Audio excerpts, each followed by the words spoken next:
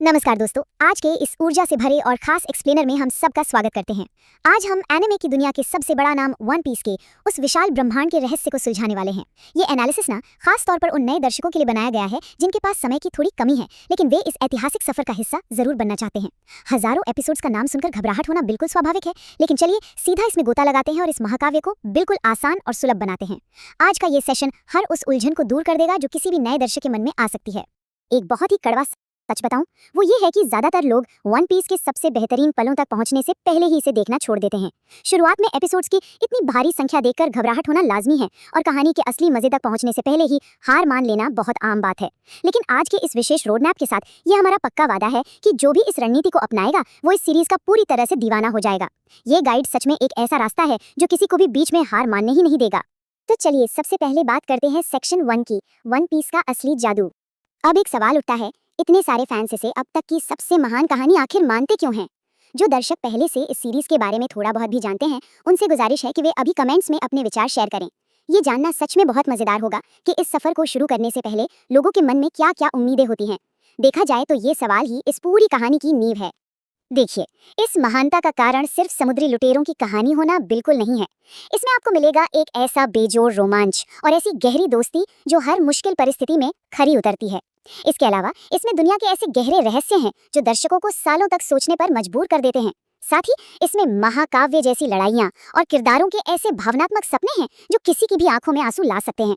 Literally यही वो मूल तत्व हैं जो इस कहानी को विश्व स्तर पर इतना प्रिय बनाते हैं और इसे एक मास्टरपीस का दर्जा देते हैं। अब आते हैं हमारे सेक्शन 2 पर, समय बचाने की अचूक रणनीति। कहानी की गहराई को समझने के लिए ना एक बहुत ही क्रूशियल कॉन्सेप्ट जानना जरूरी है, कैनन बनाम फिलर। कैनन वो एपिसोड्स हैं जो लेखक की असली कहानी को आगे बढ़ाते हैं। दूसरी तरफ फिलर वो एपिसोड्स हैं जो सिर्फ टीवी ब्रॉडकास्ट के दौरान समय भरने के लिए अतिरिक्त रूप से बनाए जाते हैं। तो सबसे काम की बात यह है कि मुख्य कहानी को पूरी तरह से समझने के लिए इन फिलर एपिसोड्स को बेझिझक छोड़ा जा सकता है। और जानते हैं, इस समय बचाने वाली रणनीति को लागू करना बहुत आसान है। ये सिर्फ 3 कदमों की प्रक्रिया है। बस इंटरनेट पर एक अच्छी फिलर गाइड खोजें, उसकी मदद से फिलर एपिसोड्स की पहचान करें और फिर उन्हें बिना किसी डर के पूरी तरह से स्किप कर दें। पूरा ध्यान सिर्फ और सिर्फ कैनन एपिसोड्स पर होना चाहिए।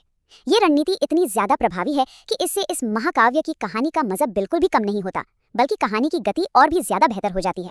चलिए आगे बढ़ते हैं सेक्शन 3 की तरफ, प्रमुख गाथाएं या मेजर सागाज, एक महाकाव्य यात्रा।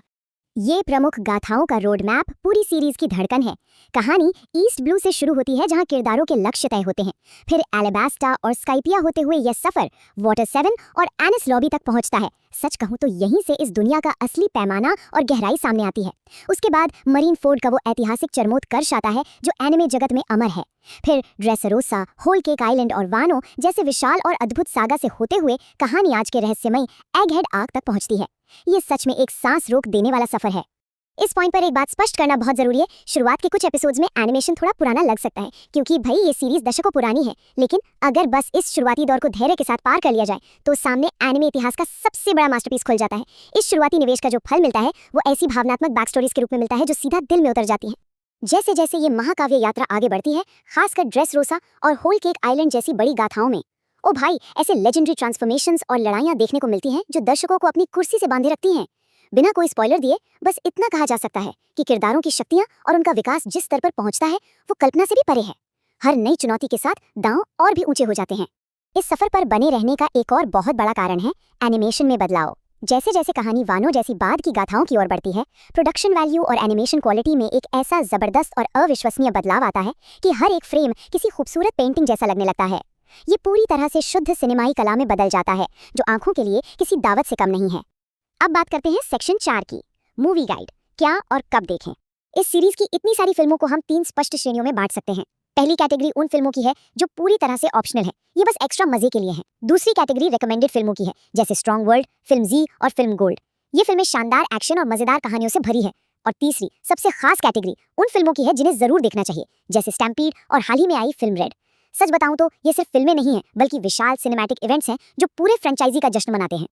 और अब हम पहुंच गए हैं अपने आखिरी सेक्शन 5 पर, सबसे महान कहानी का अनुभव करना।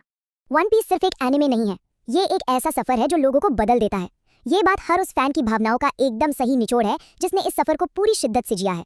वन पीस के साथ दर्शकों का जो जुड़ाव बनता है ना, वो सिर्फ एक स्क्रीन तक सीमित नहीं रहता।